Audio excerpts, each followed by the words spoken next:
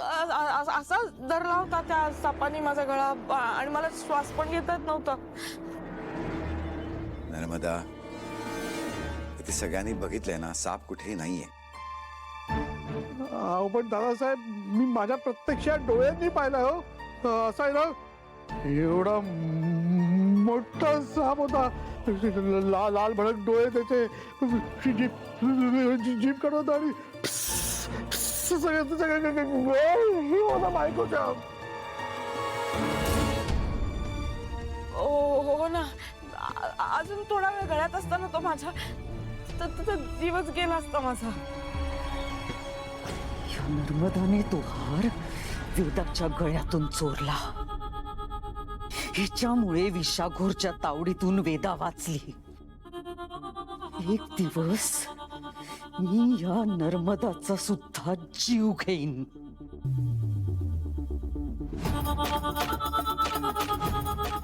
नशीब मी एकटी नव्हते, नाहीतर माझी डेड बॉडी. मॉम, बस झालं, शांत हो तू, शांत हो. तुझा फेस बघूनच कळतंय मॉम मला की तू खरं बोलतेस. पण या घरात वेदा, अथर्व किंवा मीरा यांच्यापैकी कोणासोबत काही विचित्र घडलं ना कीच लोकांचा विश्वास बसतो.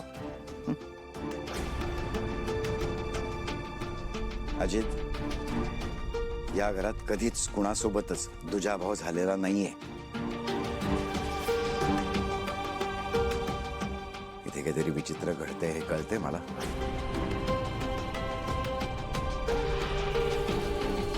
पण आपण सगळे मिळून त्यावर मार्ग काढूया. अजित, आणि तुझ्या आईला काही झालेलं नाहीये हे जास्ती महत्वाचं आहे. आणि इथून पुढे झालं तर नाही होणार.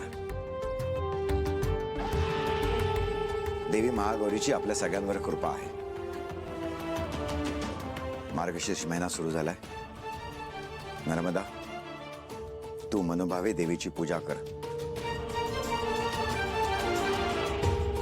अनन्या तुला मदत करेल.